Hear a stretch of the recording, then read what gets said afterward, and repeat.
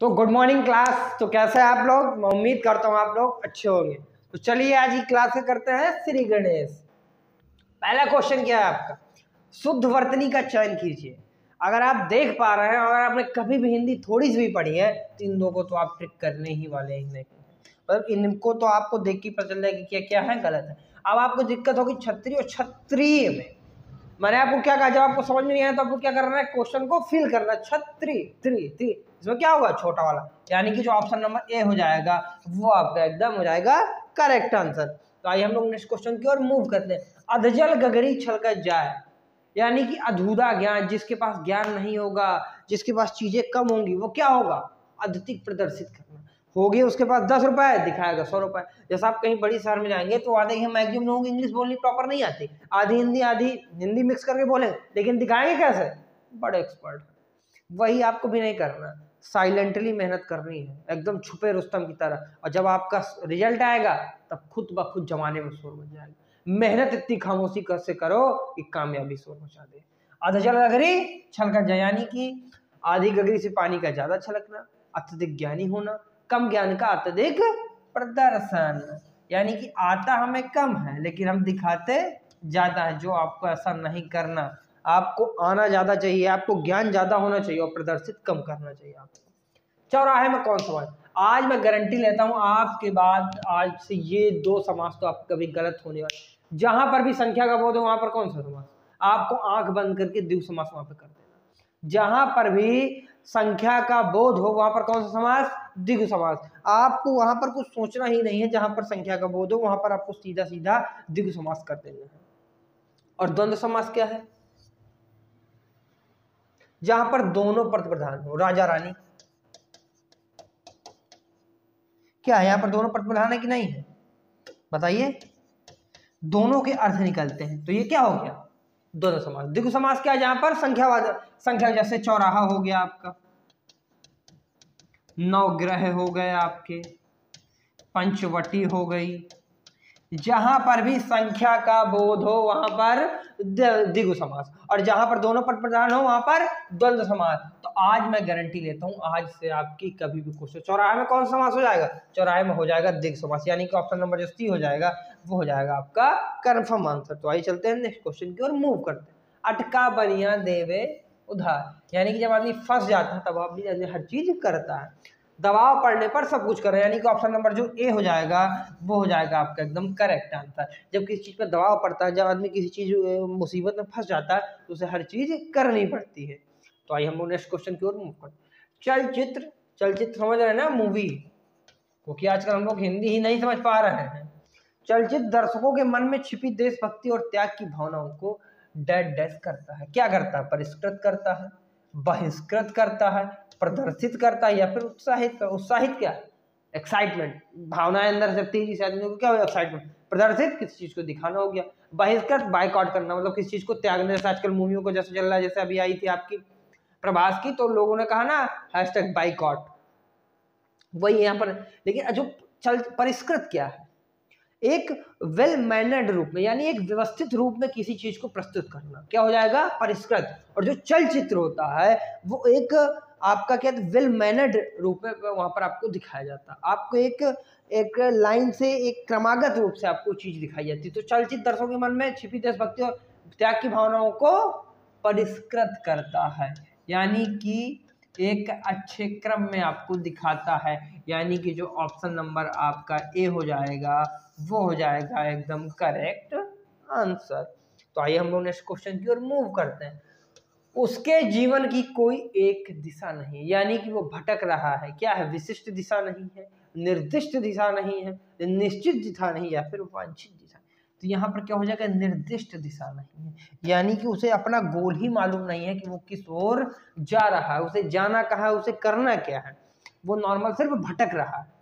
केंद्र और राज्य के मतभेद का मामला बहुत संदेहास्पद, संदेह तो हो गया नहीं ना।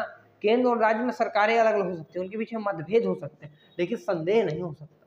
विवादास्पद ये भी हो सकता है। परिहासात संबंधी किसी और, जैसे आपने कोई चीज बोल दी तो हम लोग कह देते हैं कि तुम्हारी बातें बड़ी परिहासात, तब वो किसी और के द्वारा कही गई बातें जिससे परिहास हो, परिहास। उपहासात पर उपहासास्पद का मतलब क्या हुआ, जब हम लोग किसी को उपहास हुआ है तो यानी पे जो केंद्र और राज्य के मतभेद का जो मामला होता है वो बहुत विवादास्पद होता है। हमारे यहाँ तो स्टेट में और केंद्र में दोनों ही बीजेपी की सरकार है, लेकिन जिस राज्य में, जैसा आपने दिल्ली में सुना होगा, अक्सर आप में और बीजेपी में टकराव चलता रहता है, तो वहाँ क्या चल रहा है, उनका विवादास्पद चीज चलती है। हनुमान का पर्यायवाची क्या नहीं, पवन तनय संकट हर मंगल मुहूर्त रूप, आपने सुना होगा। जिस हनुमान चली जा रहे हो तो उसे तो 4-5 हनुमान जी की पर्यायवाची शब्द याद ही होंगे, पवन सुत, मारुति और अंजनी पुत्र, ये तीनों ही हनुमान जी की पर्यायवाची शब्द। जबकि आप जो लास्ट वाला देखेंगे विनायक, ये आपको हो जाता है लंबोदर। लंबोदर यानी गणेश भगवान, यानी कि गजानन, ये सब इनके ही पर्यायवाची नाम है। तो इसे इन्हें पार्वती सुत भी कहा जाता है, तो इसे थोड़ा सा ध्यान रखिएगा। तो आइए हम लोग नेक्स्ट क्वेश्चन की ओर मूव करते हैं। आंख का पर्यायवाची शब्द नहीं, चक्षु, लोचन, नग, दृष्टि। नग क्या है, पर्वत, और बाकी क्या हो जाएंगे आपके, नग पर्वत हो गए, तो बाकी सब आपके पर्यायवाची, यानी कि पहला, दूसरा जो चौथा ऑप्शन है ये सब आपके आंख के पर्यायवाची शब्द है। तो आइए हम लोग नेक्स्ट क्वेश्चन की ओर मूव करते हैं। जैसे आंख का अच्छ, अम्बक, इच्छड़, चक्षु, नयन, दृष्टि, नेत्र, लोचन, विलोचन, दीढ़, चक, चश्म। आपने एक गाना भी सुना होगा, आंखों में चश्मा का पैर, वहां पर इस शब्द की बात नहीं की गई, समझिएगा। पहाड़ का होगा पर्वत, गिरी, अचल, भूमिधर, तुंग, आद्र, शैल, धरणीधर, धराधर, नग, भूधर और महीधर। मैंने आप कई भूधर और महीधर देखेंगे तो आप इन पे कई बार कंफ्यूज हो जाते हैं कि ये पहाड़ क्या, तो ये भी आपके पहाड़ के ही पर्यायवाची शब्द हो जाएंगे। आपको हिंदी में 20 में से 20 क्वेश्चन सही करके आने हैं, 40 नंबर आपको हर हाल में चाहिए, चाहे जो हो जाए। तो आपको हमारे साथ सिर्फ बने रहना है। श्री गणेश का विलोम शब्द क्या है, श्री गणेश मीन्स क्या होता है, वहां पे पर्यायवाची बनाया था मैंने गणेश भगवान का। ये जो श्री गणेश का अर्थ होता है किसी चीज का शुरुआत करना, श्री गणेश मीन्स किसी चीज का शुभारंभ। जब किसी चीज, मैंने आज की क्लास में बोला था इसीलिए कि आज की क्लास का श्री गणेश करते हैं, अगर आपने ध्यान दिया हो। श्री राधा, इतिश्री, विनाश या इनमें से कोई नहीं। अगर मैं श्री गणेश के विलोम शब्द की बात करूं, श्री गणेश में शुरू करना और इतिश्री में समाप्त करना, यानी कि किसी कार्यक्रम का समापन होता है उसे हम लोग कहते हैं इतिश्री। यानी कि ऑप्शन नंबर जो बी हो जाएगा वो हो जाएगा आपका एकदम करेक्ट आंसर। तो आइए हम लोग नेक्स्ट क्वेश्चन की ओर मूव करते हैं। अशुद्ध वर्तनी है, अगर आपने कभी भी थोड़ा सा भी पढ़ा होगा तो आप इस क्वेश्चन का अगर राइट आंसर कर देते हैं ना, कमेंट बॉक्स में इसका आंसर आपने अगर सही कर दिया तो 100% जीडी में आपको इस बार निकलने से हिंदी में 20 में से कोई नहीं रोक पाए। अशुद्ध वर्तनी आपको बनानी है पुनरावलोकन, सौंदर्य, पुनरागमन या फिर अभ्यारण्य। अभ्यारण्य का क्या होता है, अभय धन अरण्य। अगर आपने अब भी इसका आंसर नहीं किया ना तो समझिए आप बहुत ही गलत डायरेक्शन में मूव कर रहे हैं। परंपराओं से चली आ रही बात के लिए उपयुक्त होने वाले शब्द क्या है, मतलब बहुत कोई चीज प्राचीन समय से चली आ रही है तो उसके लिए हम क्या कहते हैं, उसके लिए हम कहते हैं अनुश्रुति। उसके लिए एक वाक्य क्या होगा, अनुश्रुति, यानी कि ऑप्शन नंबर डी आपका एकदम करेक्ट आंसर हो जाएगा। महात्मा का विलोम क्या, महात्मा मीन्स महान आत्मा। आपको महात्मा असभ्य का क्या हो जाएगा, आपका सभ्य हो जाएगा। भोगी का योगी, उत्तर प्रदेश के मुख्यमंत्री जी का भी नाम है आपकी योगी आदित्यनाथ। दानव का मानव हो जाएगा आपका। सुर का क्या हो जाएगा, असुर हो जाएगा। देव का क्या हो जाएगा, दानव हो जाएगा। तो जो महात्मा का विलोम शब्द हो जाएगा वो हो जाएगा दुरात्मा, यानी कि ऑप्शन नंबर जो डी है वो आपका एकदम करेक्ट आंसर हो जाएगा। अशुद्ध वर्तनी यहाँ पर क्या हो जाएगी, अभ्यारण्य, यानी कि जो अभ्यारण्य होता है वो ऐसा लिखा जाता है, ना कि उसमें आधा भाव होता है। और इस चीज को आप लोग ध्यान रखिए क्योंकि आप लोग डायरेक्ट पुनरावलोकन को बताएंगे क्या शुद्ध वर्तनी, जबकि ऐसा नहीं है। पुनरावलोकन ऐसे ही लिखा जाता है, वो एकदम करेक्ट लिखा हुआ, सही लिखा हुआ। यहाँ पर अभ्यारण्य गलत लिखा हुआ था, जबकि यही क्वेश्चन चेक करने और बनाने वाला देखता भी है कि आप गलती कर दें, इसीलिए वो पहला ऑप्शन ही ऐसा रखता है जो आपको लगता है कि ये सही, जबकि ऐसा होता नहीं। समचीनी का पर्यायवाची क्या, समचीनी में जो किसी चीज के लिए उपयुक्त हो। प्राचीन का क्या हो जाएगा आपका, अगर विलोम शब्द की बात करें तो नवीन, जो यहाँ पे लिखा भी हुआ जस्ट। समचीनी का जो पर्यायवाची होता है वो हो जाएगा उपयुक्त, यानी कि जैसे कि ये जो आपकी जीडी के लिए हिंदी क्लास वो आपके लिए क्या है, उपयुक्त, परफेक्ट है, वहां पर क्या हो जाएगा, उपयुक्त। सांप छुछुंदर की गति होना, यानी कि दुविधा में पड़ना, एक राइट डिसीजन नहीं ले पाना कि आपको करना क्या है जीवन में। आप फंसे रहते हैं कि मैं ये भी कर लूँ वो भी कर लूँ, इसमें आपके हाथों से हर चीज निकल जाती है। तो क्या प्रतिस्पर्धा करना, मर मिटने को तैयार, बराबरी का मुकाबला, या फिर दुविधा में पढ़ना। तो जैसे मैंने आपको बताया हुआ कि ऑप्शन नंबर डी यानी कि दुविधा में पढ़ना आपका हो गया राइट आंसर। तो आइए हम लोग नेक्स्ट क्वेश्चन की ओर मूव करते हैं।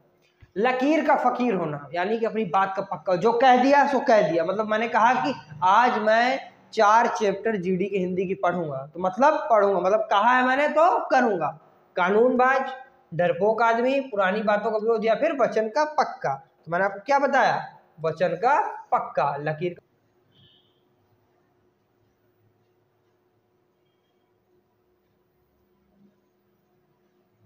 तुरंग का पर्यायवाची शब्द क्या है मारुति, अंजनी पुत्र, या फिर विनायक। अगर मैं तुरंग के पर्यायवाची की बात करूं, तुरंग क्या होता है, घोड़े को कहते हैं, हम लोग कहते हैं कि नहीं कहते। तो आपका है हो गया, ये हो गया आपका पर्यायवाची। जबकि मारुति और अंजनी पुत्र किसके पर्यायवाची शब्द हैं, हनुमान के, मैंने आपको पहले ही बताया। और ये किसके हैं, लंबोदर, विनायक। ये क्वेश्चन आपके पीछे भी क्लास में आया हुआ था अगर आपने ध्यान से देखा हो। तो आइए हम लोग नेक्स्ट क्वेश्चन की ओर मूव करते हैं। निम्नलिखित में से कौन संयुक्त व्यंजन का उदाहरण है। बहुत ही प्यारा क्वेश्चन है। अड़ा या अड़ा वो सॉरी अंगा था वो, अड़ा ना सा छा छा छत्री या फिर त्रसु। अगर आप देखेंगे तो इसमें जो आपका ऑप्शन नंबर डी हो जाएगा, छा और त्रा, ये आपके हो जाएंगे संयुक्त व्यंजन। आपको कमेंट बॉक्स में बताना कि आपको आज की क्लास कैसी लगी, और मेहनत लगातार करते रहना, आपको जुड़े रहना हमारे साथ। Thank you so much guys.